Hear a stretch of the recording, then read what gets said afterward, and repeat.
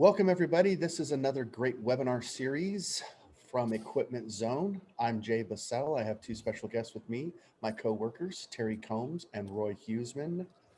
How are you gentlemen doing today? I'm doing great. We're me too. Awesome.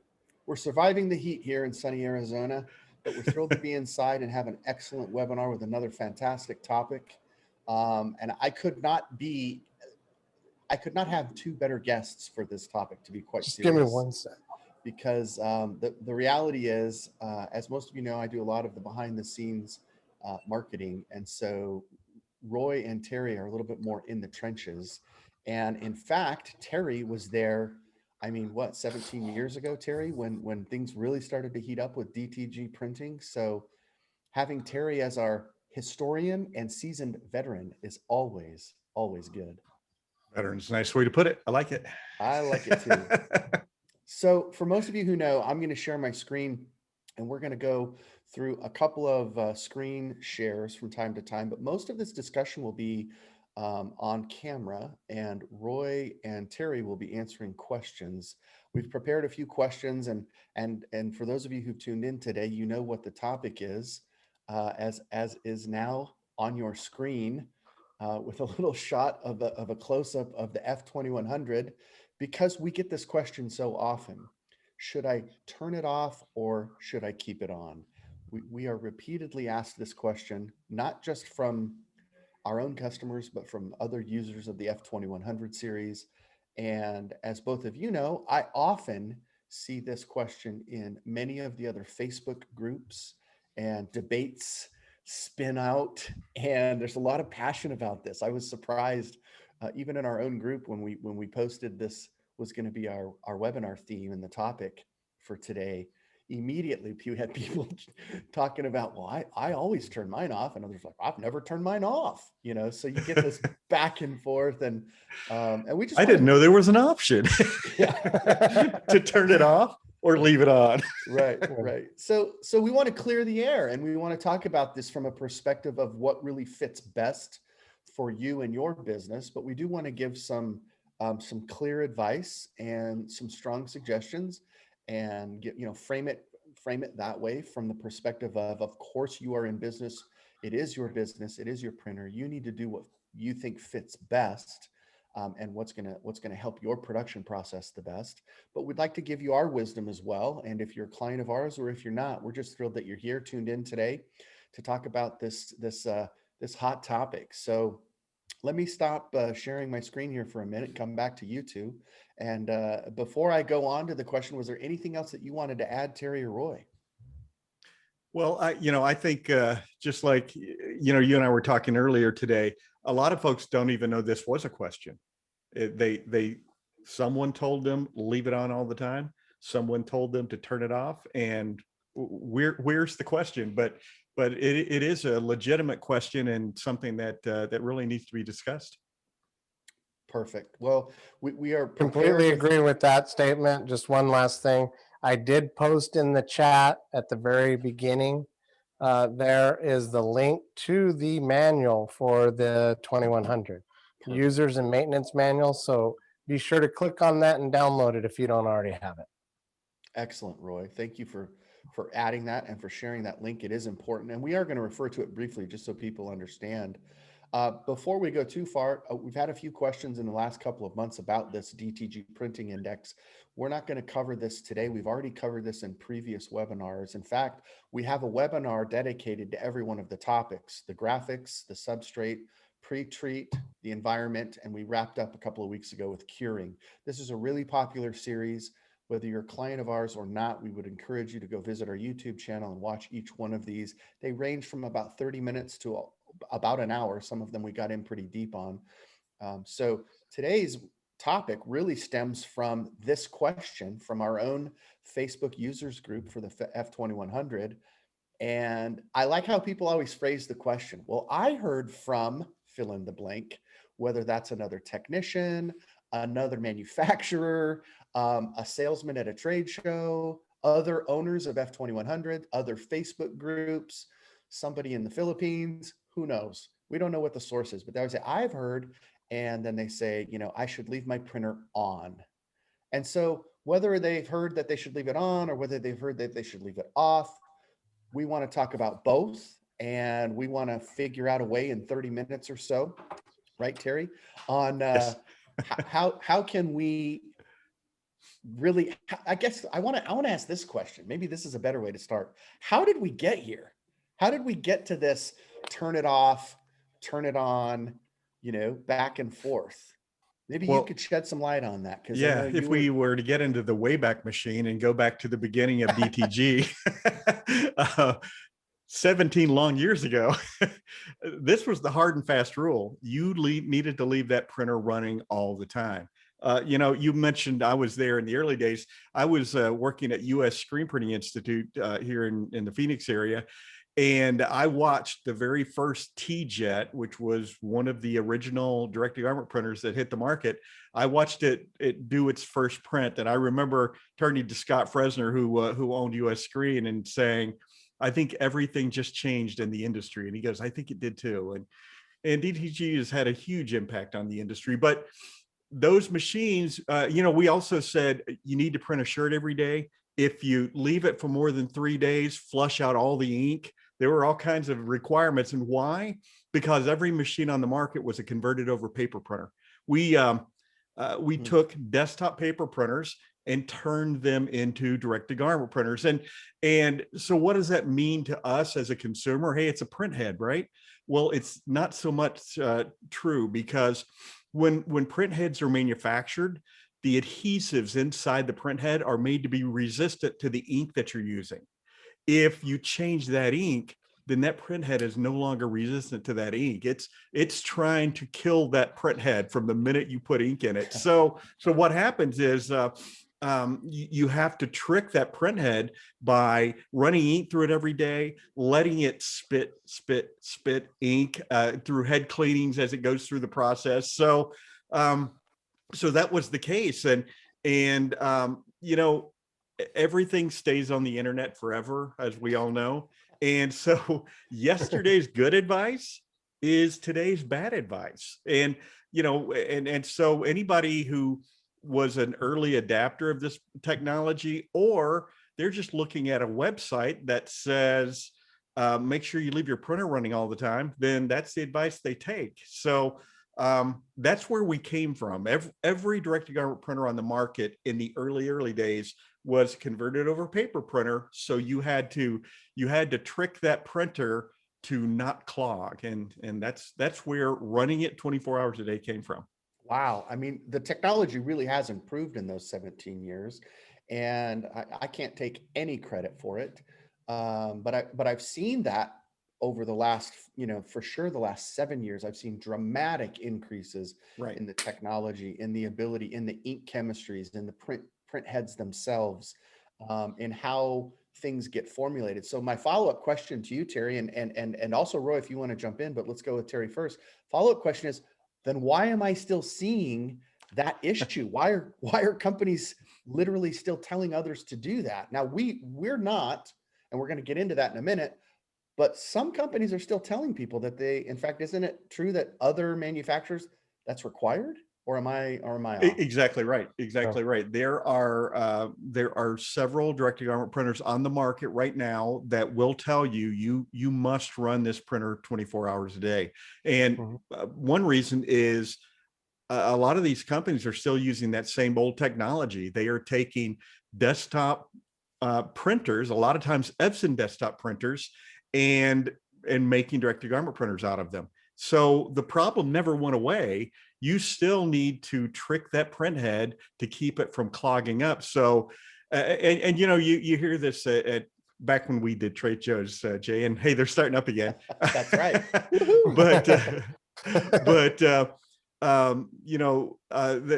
You'll hear someone say, well, this printer has an Epson printhead in it, so it's just like that F2000. It's just like that F2100. It's just like that F3070. It's not.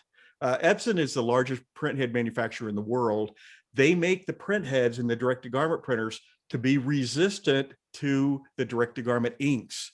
Those other printers on the market, those are just repurposed paper printers. So they're still telling you that. There's one company that says hey, it's an Epson printhead repurposed, but you can turn this printer off for 30 days. Well, the, the reason you can do that is a little hocus pocus called a wet capping station. What is that? That's that printhead sitting in a cleaning solution, just parked there. And by the way, if anyone tells you that you can turn off that printer for 30 days, have them show it to you in the manual, because needless to say, I've read the manual and it says if you leave that printer for more than 2 weeks without running it, you must flush all the ink from the machine. So yeah, you can turn it off for 30 days, but after 2 weeks, you have to flush all the ink or you void your warranty. So, Wow. and That's scary I stuff. think, I don't want any part of that. That doesn't sound like fun. That sounds like work. That sounds like wasted time, wasted money, yeah, wasted ink. yeah. When you're flushing ink out of a printer, all the ink in those lines, that's gone. It's gone forever. I mean, you're pumping it into a waste tank, and it is no longer usable. But I think a lot of the recommendations also come from, just like I was saying, from this is the way we did it in the past, and I haven't seen any change in that. So I'm going to keep telling people, even technicians, will sometimes say that, and I think part of it is this, Jay, that if you have somebody work on your car, there's two kinds of people that work on cars. There are mechanics and there are parts replacers. And even some technicians out there are in fact parts replacers. Let's try changing out the capping station. Let's see if that fixes it. Well, I think that if somebody's having a clogging issue, sometimes even a technician might say, well, just leave it running 24 hours a day. Let's see if that works. Let's see if that fixes it. Let's see if changing that part of the formula Gotcha. makes the change. So, and it's throughout our industry and everybody's industry. I teach screen printing classes, and every class have someone say, well, my supplier told me all I need to buy were 110 mesh screens. And that was really good advice 30 years ago, but but not today, not Yeah. with the new inks and things like that. And it's the same thing here. Somebody hears something in the industry and they just repeat it without really having an understanding of where we are in the industry. That's great insight. I want to redirect to Roy now. Also, Roy, with the same kind of a question, and I'm asking you, one, because I know you're a technician. Two, because I know you've worked your way around a lot of wide format printers, a lot of inkjet technology. So sometimes we have clients who were in wide format or who were in die sub or used other manufacturers, maybe not even an Epson branded product. Maybe that's why they have this idea of, I got to shut this thing down. What can you tell us about that? No, you mean not shut it down. Yeah, right. Not. Yeah, not shut it down. Well, basically, as Terry was mentioning too, it's the industry. When it comes to inkjet technology, whether it be water-based for photo, solvent, or any type of printer out there, you're typically going to leave the machine on to keep the head alive because it needs to push ink through those nozzles or they start drying. As soon as you get air coming in contact with the ink, it's going to start the drying process. That's why a lot of people wonder why Epson doesn't sell their ink in bulk like some of the other companies, where you're actually pouring solution, like in some of these machines, into a bottle. They're recirculating the ink constantly, even the colors. Now, Epson recirculates the white because it needs to keep the white in solution. But the colors, you don't have to do that with. And it's because when the ink starts to dry is when it comes in contact with the air and with the pre-treat or the garment. Okay, so if you don't have any air come in contact with the ink, then it's not going to start coagulating. So the other thing is that's why Epson has the longest shelf life of any of the manufacturers when it comes to the ink. 2 And years. How long is that? 2 years? 2 years. Okay, and there has been some rumors out there that says, oh, well, once you put the ink in the machine and you pull the cartridges out, then it drops to 6 months. Well, that's incorrect because the cartridges self-seal when you pull them back out of the machine. So if I pull a cartridge out of the machine and I start going like this, nothing's coming out. It sealed itself back up. So there's no air getting into the cartridge itself. Okay, so when it Excellent comes point. to Excellent point. the Epson and how they came to the 2100, okay, a lot of people were saying, oh, the maintenance, recirculating or doing a tube wash on the 2000s, because that was like the next generation to the earlier models that Terry was mentioning earlier. So, The you know, at the end of model. every day, what was that? The aforementioned model from US Screen Print and Inkjet Yeah. Technology. So basically, at the end of every day, I was doing a tube wash. Initially, it was dumping a lot of ink through the capping station to kind of flush it, to kind of get it to open up. Not the word, you know, with the suction pump and all that other stuff going on. So with that in mind, they figured out, well, if we just run cleaning solution through there, a wash, that we can get that ink out better and spend less money, or the customers aren't going to be complaining, because originally it was about $150 worth of ink to do the tube washes. So over a month's period of time, not every day. Yeah, right. But anyway, Right. the tube wash became really economical, and that's where they came with the eco mode. So at the end of the day, I was taking 10 milliliters of solution and squirting it into my capping station to flush that out, to get all that white buildup of ink out of the system, which starts to actually dry on the hose, almost like your arteries, where they start and then it doesn't get enough suction to pull the ink through the system. Because I think he's talking about tacos again. Yeah, really. The one thing I do want to mention as far as inkjet technology goes, what pulls the ink from the cartridge through the lines into the head? It's completely the capping station. It is my mouth on the straw. If I don't have a crack in the straw or whatever, or build up on that seal, I'm going to have problems. Okay. So it gets back to having the machine in the perfect environment, humidity, temperature, and that is 24/7.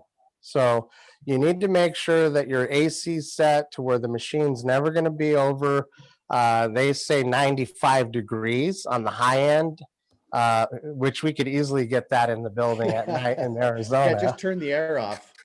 Yeah, exactly.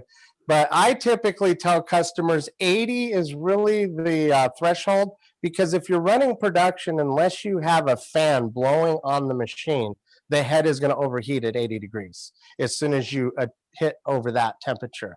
I have customers that will post that or call in reference to that. What does that overheat symbol indicate? I got to cool my head down. How does that happen? Water. There's water in the ink, and I'm flushing extra ink through that head to cool it down.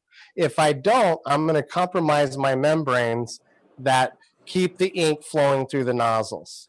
And if I do that, then I'm going to have to replace my head prematurely. So I want to make sure that my temperature is kept at the appropriate level. Okay.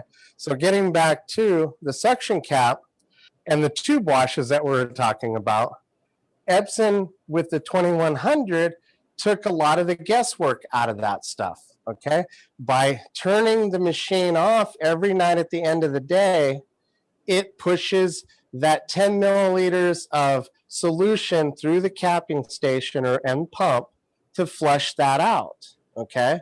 And if you don't turn the machine off at the end of the day, it's not going to do it appropriately or accurately. Okay.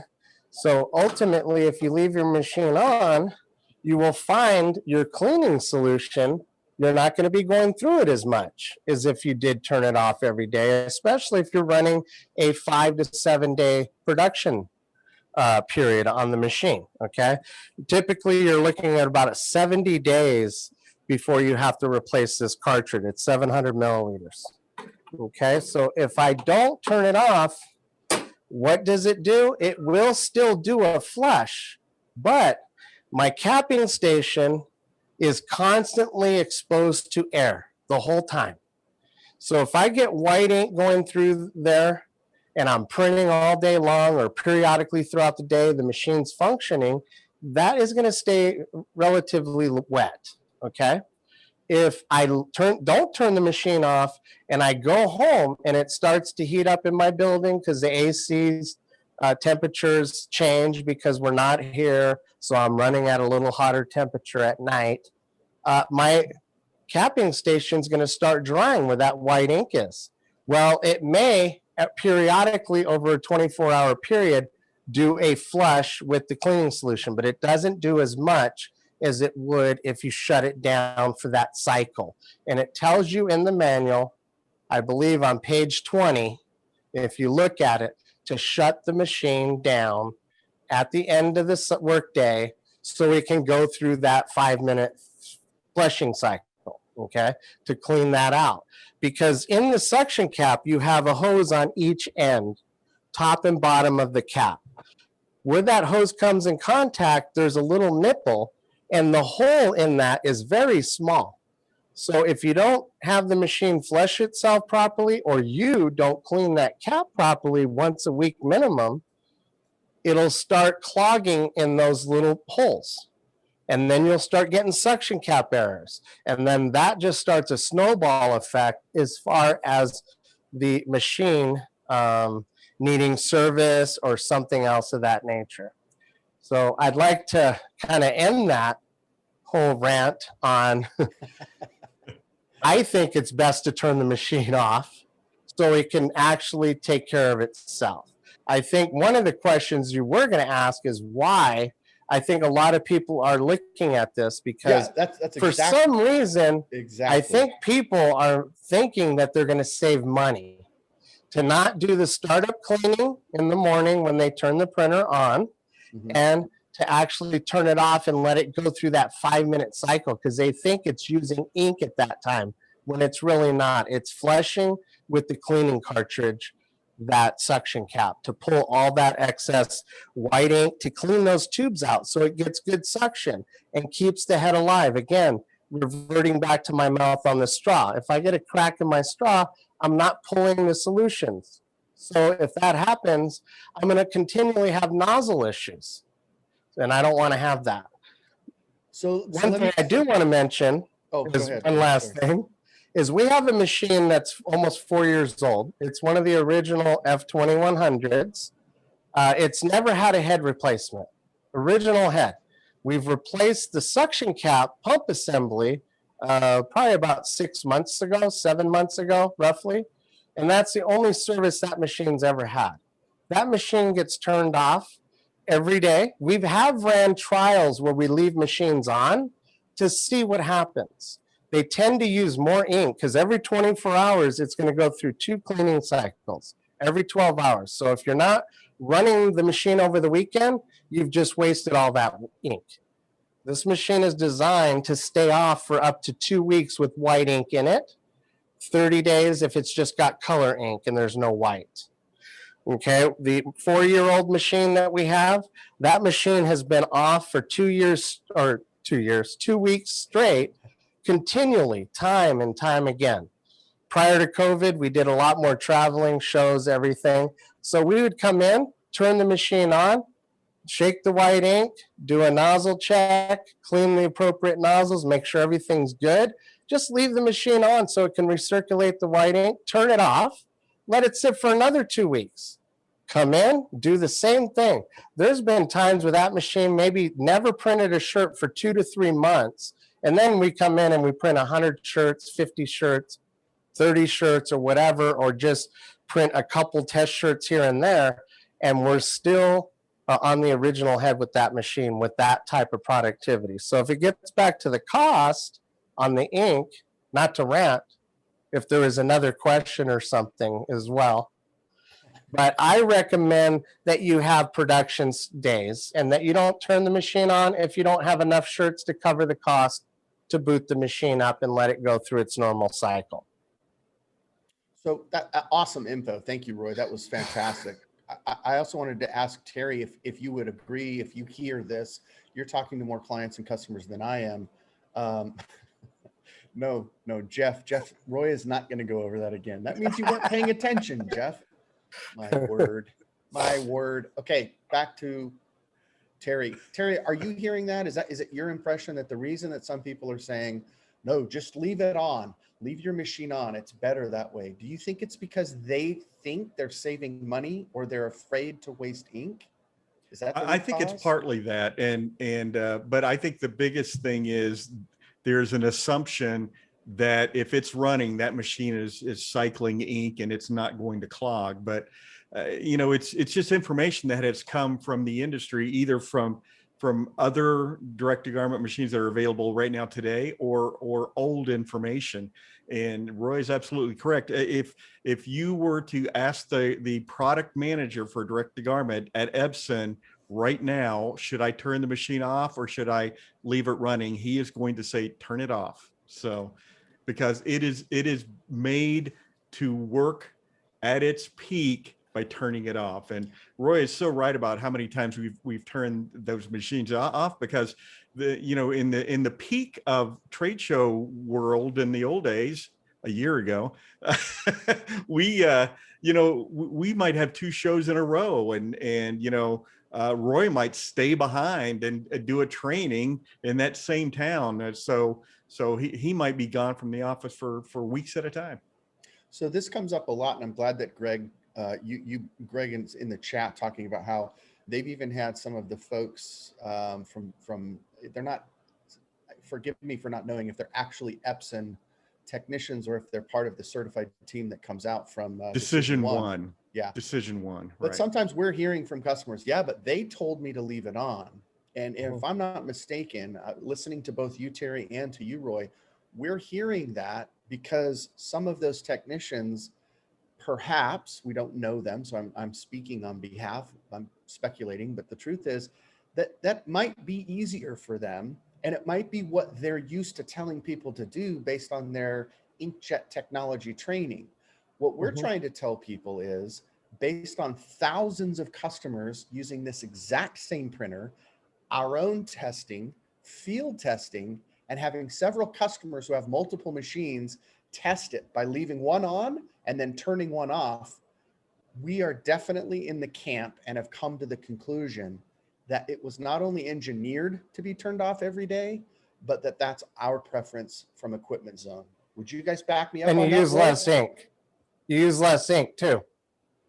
So over a 30-day period, if I just work Monday through Friday and I turn it off every night, or over a 30-day period, I actually leave the machine run 24/7, I am going to use more ink in the process. And I know there is a pop-up here on the 2000. Everything pertains to the 2000 as well as the 2100, the same. The only difference is the 2000, you have to manually do your tube wash at the end of the day before you turn it off. Okay, it's still going to do a startup cleaning cycle typically, unless you turn it off. That's one of the other things that everybody says, oh God, you got to turn that off, it should have been turned off. If your dealer didn't tell you to turn it off, well, it comes on from the factory for a reason, because it was made to be turned on. I tell customers, if you're going through 1 6-hour cycle a day, which is your 6-hour maintenance and cleaning cycle, which is typically about an 8-hour production, because it only counts down when the printer's functioning. It's sitting idle, the clock is timed out. Okay, if you're going through one of those a day because you're so busy, you're flushing enough ink through this head to where you can afford to turn off your startup cleaning. If you're not, leave it on. It's not going to clean that much more than you having to actually do a nozzle check and doing a couple manual cleans on your own. And a lot of people will say, well, I don't have to clean the colors because they're typically okay. Well, you still need to flush ink through those nozzles to keep it alive and keep it healthy. So you're going to be neglecting that by just saying, I'm just focusing on the white channels because they're the ones that clog. Well, if you let the machine take care of itself, turn it on when you need to use it. If you only have 1 or 2 shirts to print, don't turn it on. Carry those shirts to the next day. Turn it on then, and then run those shirts that day with the other production. Good points. What were you going to say, Terry? Well, I was just going to comment here, and this is really for you, Roy. Somebody just said the 2000 doesn't have cleaning cartridge, so is it using ink instead? I know you addressed this, but would you kind of go through that again? Well, hopefully and correct me if I'm wrong, you've done a firmware update to where you can put yours in eco mode to run the tube wash.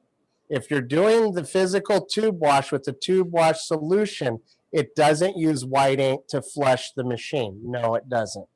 If you're in the old school setup with the old firmware, you are wasting a lot of ink, and I recommend you upgrade your firmware and get a tube wash kit and get that taken care of.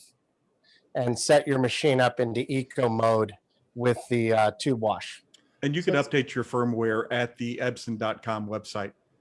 That's correct. Say someone's going to ask that question, and before we could even finish it, they did. So one more Yeah, time, what firmware you're running? Well, it's easy to go to their website, look at the firmware on your control panel. Okay, you're going to hit menu.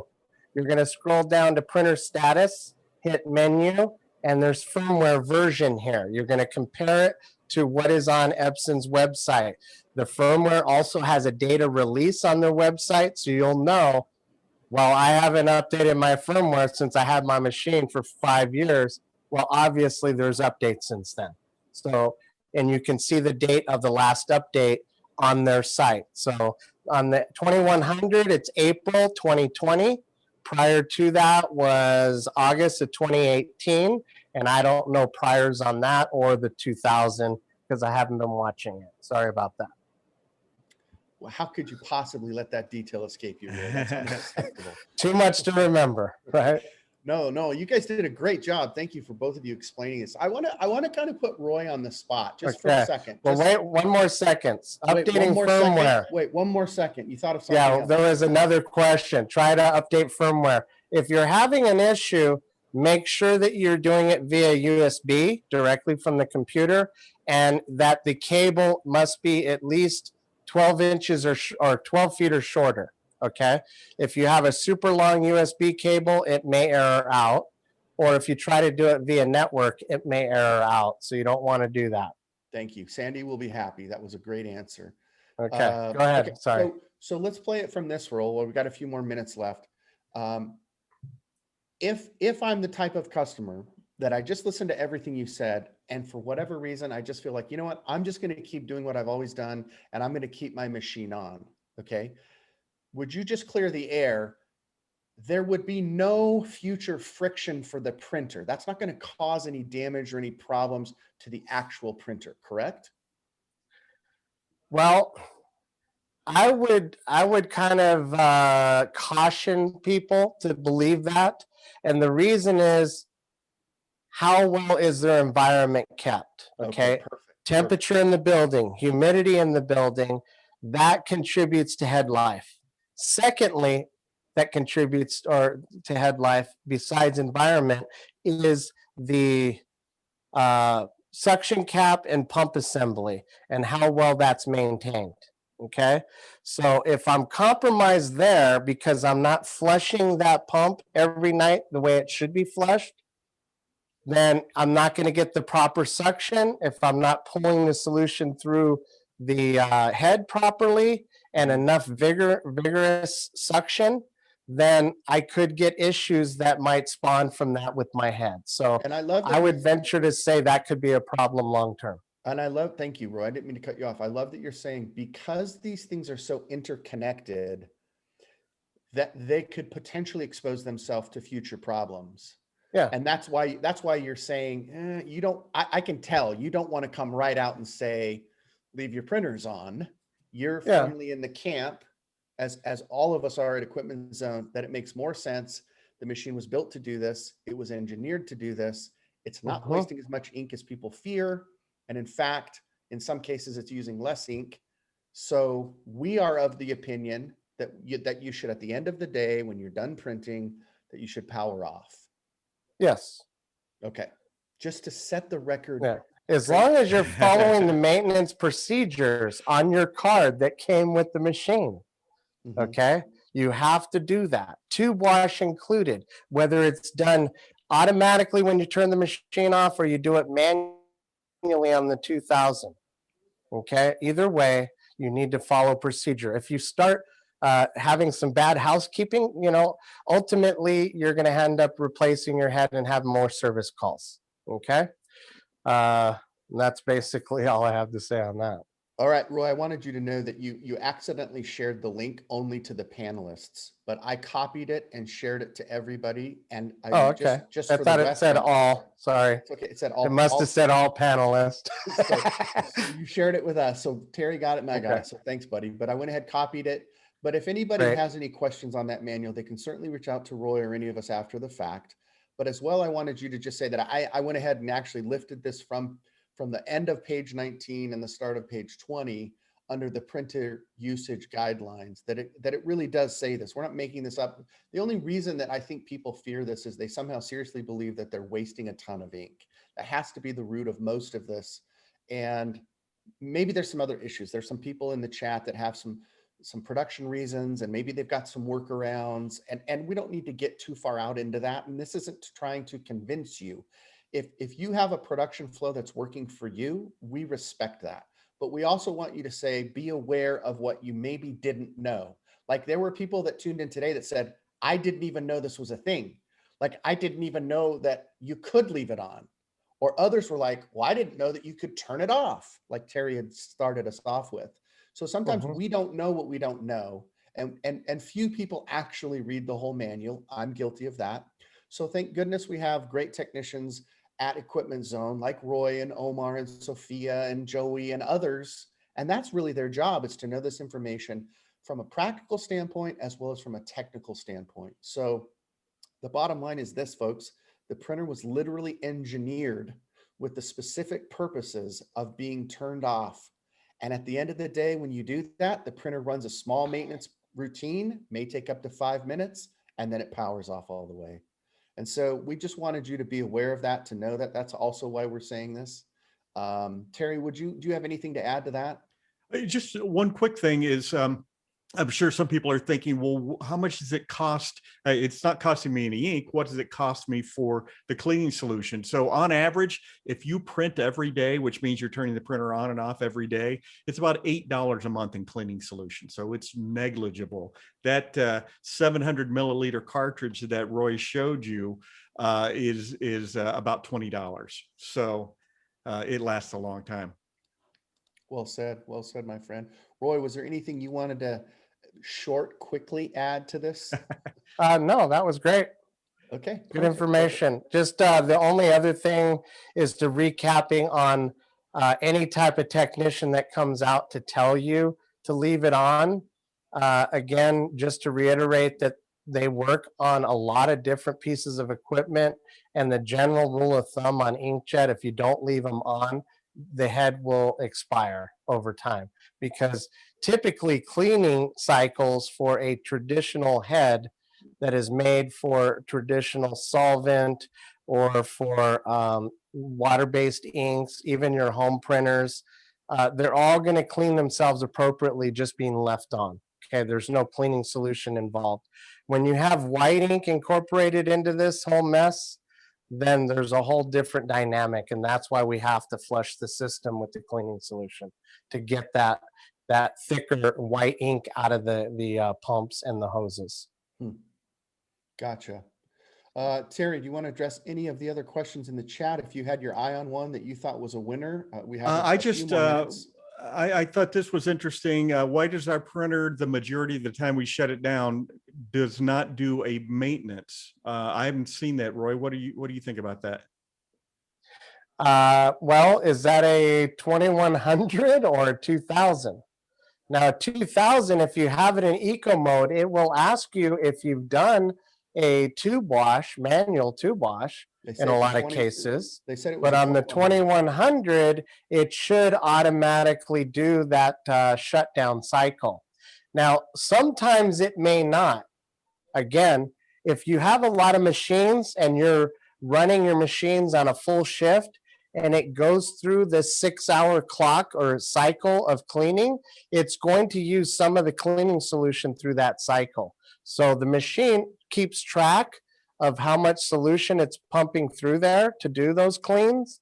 So like I said, even on the startup clean, if you're going through one of these a day, you don't have to have your startup clean on, because you're actually cleaning the machine and you're going to be flushing the pump as well during that cycle. So that could be a reason why it's not doing it at the end of the day, because it just flushed some cleaning solution through that cycle.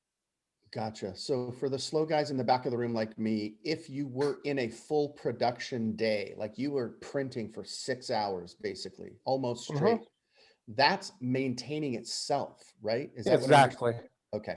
Exactly. Now, there was someone that was saying that I think Brother or some of the other manufacturers, because there are other manufacturers that do the same thing, that they can schedule their cleaning cycles, but their cleaning cycles take a lot longer, or even their white recirculation cycles. The Epson does it every 20 to 30 minutes, and it's 4 to 5 seconds to recirculate the white ink. With some of the other manufacturers, it could take 10 minutes to recirculate the white ink. So they'll schedule that at a time in the day because they're leaving their machines 24/7 anyway. So they'll do it late at night after the shift ends, or even those additional cleaning cycles they'll put off until after hours as well. So it doesn't tie the machine up to where it's sitting idle doing a clean when they could be printing shirts. With the Epson, the way it spaces it out, it does it in much shorter cycles, so it doesn't disrupt the flow of production like the other machines do. Epson has done a great job, I could say, with getting all this stuff done in a nutshell and being able to leave the machine off to save ink. And typically for your smaller in-house printers or users, I should say, it's great to be able to turn it off for a few days at a time if you don't have any shirts to print. Because if it's off, it doesn't cost me 1 penny to run the machine as far as ink and solutions or anything else. Yeah, before we close, I've got just a minute. I want to give a little bit of credit and shout out to you. Because we're here the most at the office, I hear you almost every day, if not every other day. And I don't mean that in a negative way. I appreciate how much time and effort and energy you give to our clients for setups and new installs and the training and the support.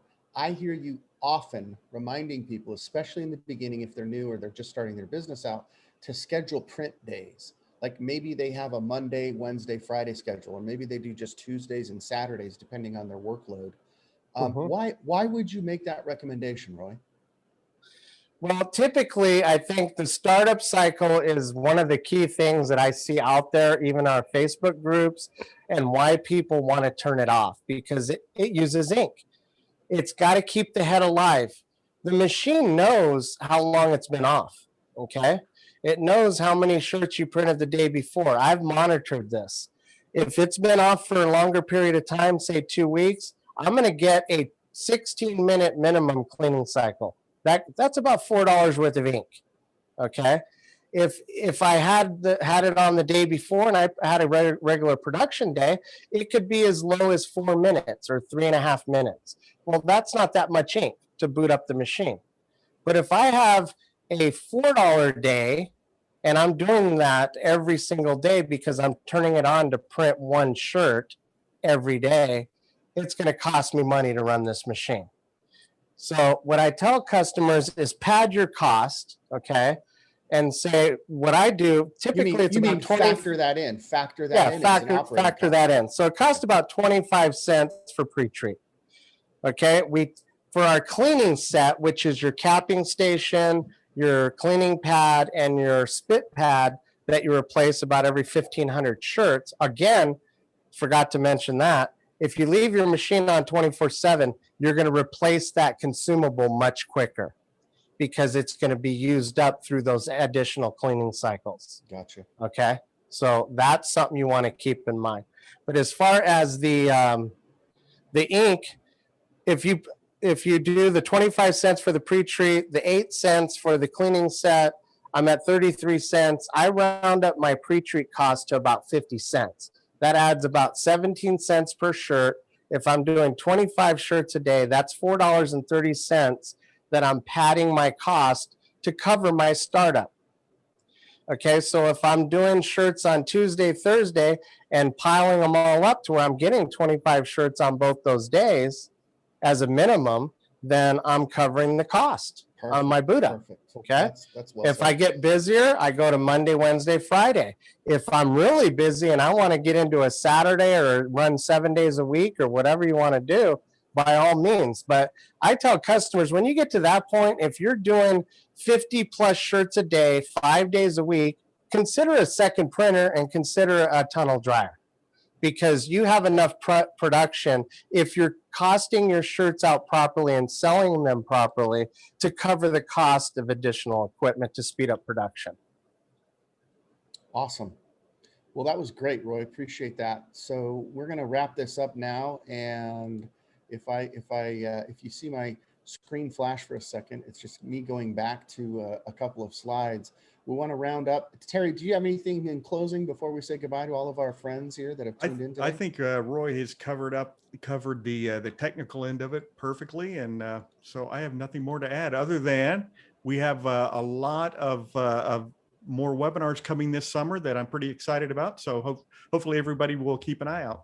We do indeed, and also join our group here. We've got over 1,200 folks here on our DTG users group on Facebook. It's free. If you're in the U.S., we're not excluding people outside of the U.S., but it has become a little bit of a challenge because we might make a suggestion and then we can't really help folks in Canada or Australia or Sweden. So we love you just as much, but the users group is mostly for folks here that are in the U.S. It helps us to minimize the time zone issue. So we also want to make sure, well, there, I told you it might flash, and it did. Lucky me. So last YouTube channel, that's where we have all of this great training. So we'd love for you to go back. This session was recorded, and it will be on our YouTube channel probably in the next 48 hours. And with that, I will stop sharing and just say, guys, you did a great job. We appreciate you, Terry Combs. We appreciate you, Roy Huseman, and all of our technicians at Equipment Zone. We're pretty proud of the fact that I think I'm going to brag, and I am in marketing, so I tend to spin. We have the largest technical support team, and we sell more printers than anybody else in the US. So part of our taking this stance is the fact that we have the knowledge and the experience to back it up. And we're pretty proud of that. But we also want to make sure that you can run your business the way that best suits you. So if you heard us say it makes more sense to us to turn the printer off every night, you were correct. That is our stance. So with that, I'll say goodbye. And hope you have a very successful week printing lots of apparel. And if you have any other further questions, you can always reach us via email and or through our website or give us a call. And in fact, why don't you talk about that for a second, Roy? What's the best way for folks to start a tech ticket? That's kind of new for some people. They still don't know. Yeah, well, there's three ways. Best way to start a tech ticket is either call in, okay, to our New Jersey office, or most popular is just email support@equipmentzone.com. Third is going to our website and click on the tech tab and enter a tech ticket yourself. Okay. Perfect. So that's three ways to get to us.